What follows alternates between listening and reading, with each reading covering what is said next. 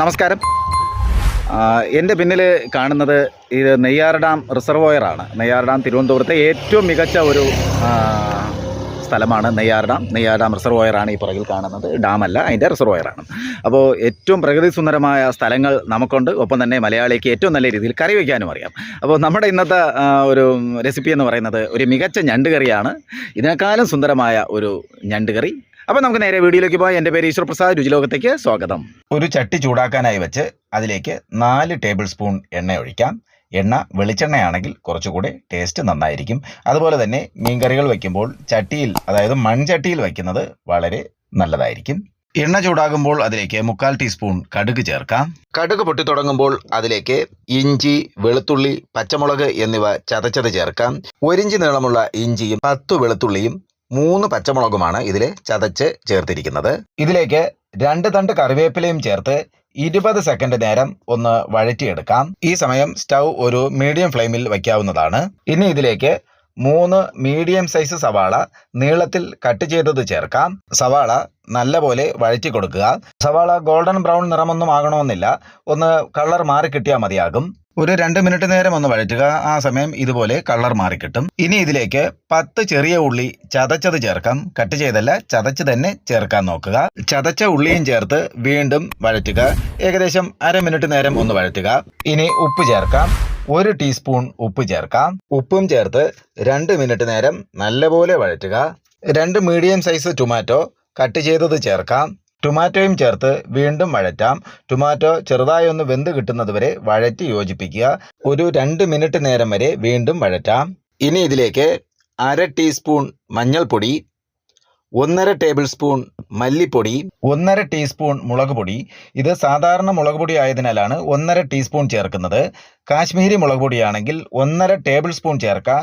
ടീസ്പൂണും table സ്പൂണും തമ്മിൽ മാറാതിരിക്കാൻ വളരെ ശ്രദ്ധിക്കുക.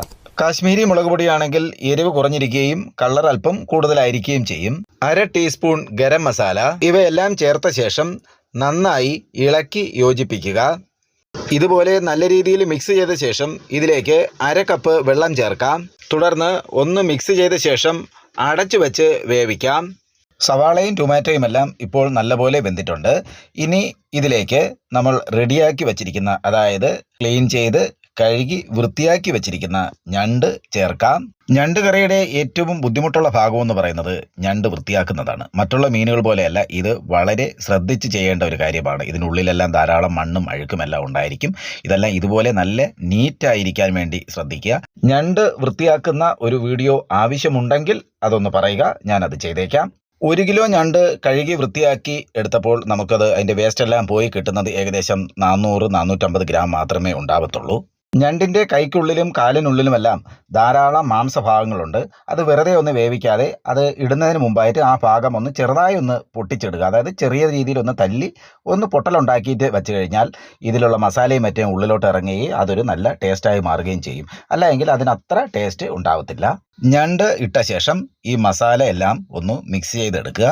വളരെ നല്ല രീതിയിൽ മസാല എല്ലാ ഭാഗത്തും പിടിക്കത്തക്ക രീതിയിൽ വേണം അതൊന്ന് മിക്സ് ചെയ്തെടുക്കുവാൻ. ഇനി ഇതിലേക്ക് നല്ല ഒരു പഴുത്ത നാരങ്ങ കട്ട് ചെയ്ത് അതിൻ്റെ ചാറ് ഇതിലേക്ക് ചേർത്ത് കൊടുക്കുക. നാരങ്ങ നീര് ചേർക്കുന്ന സമയത്ത് അതിൻ്റെ കുരു ഒന്നും വീണാലൊന്നും കുഴപ്പമൊന്നുമില്ല. അല്പം കുരുവൊക്കെ അതിനുള്ളിൽ നമ്മൾ എത്ര മാറ്റിയിരുന്നാലും അതിനുള്ളിൽ കുരുവെല്ലാം ഉണ്ടാകും. വളരെ ഒരു നാരങ്ങ നീര് പൂർണ്ണമായി ഒന്ന് പിഴിഞ്ഞ് ചേർക്കുക. നാരങ്ങ നീര് ഒഴിച്ച ശേഷം ഒന്ന് മിക്സ് ചെയ്യുക. അതിനുശേഷം അടച്ചു വെച്ച് വേവിക്കാം. ഇപ്പോൾ തുടർച്ചയായി നമ്മൾ 10 മിനിറ്റ് നേരം വേവിച്ചു. ഇപ്പോൾ ഞണ്ട് നല്ലപോലെ വെന്തിട്ടുണ്ട്. ഇടയ്ക്ക് തുറന്ന് ഇതൊന്ന് മിക്സ് ചെയ്ത് കൊടുക്കാൻ മറക്കരുത്, അല്ല എങ്കിൽ ചിലപ്പോൾ അടിയിൽ പിടിക്കാൻ സാധ്യത വളരെ കൂടുതലാണ്. ഇനി ഇതിലേക്ക് 1 ടീസ്പൂൺ കുരുമുളക് പൊടിയും ചേർത്ത് നല്ല രീതിയിൽ മിക്സ് ചെയ്യാം. മിക്സ് ചെയ്യുമ്പോൾ ഞണ്ട് ഉടഞ്ഞു പോകാതിരിക്കാൻ നോക്കുക. വളരെ ശ്രദ്ധിച്ച് വേണം ഇത് ചെയ്യേണ്ടത്. ഇനി ഇതിലേക്ക് 1 ടേബിൾ സ്പൂൺ വെളിച്ചെണ്ണ ചേർക്കാം. വെളിച്ചെണ്ണയും ചേർത്ത ശേഷം അല്പം ഒന്ന് മിക്സ് ചെയ്ത് കൊടുക്കുക. ഇനി ഉപ്പ് നോക്കാം. നമ്മളിട്ട ഉപ്പ് ഏകദേശം കൃത്യമാണ്. നിങ്ങൾ ഇങ്ങനെ ചെയ്യുന്ന സമയത്ത് എന്തെങ്കിലും വ്യത്യാസമുണ്ടെങ്കിൽ അല്പം പൊടിയുപ്പ് ചേർത്ത് കൊടുക്കാം. വളരെ രുചികരമായ ഞണ്ട് കറി റെഡി ആയിട്ടുണ്ട്.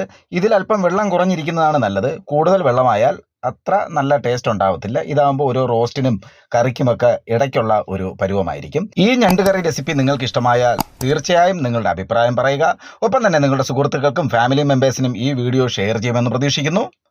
മറ്റൊരു രുചിയുമായി കാണാം. Thanks for watching.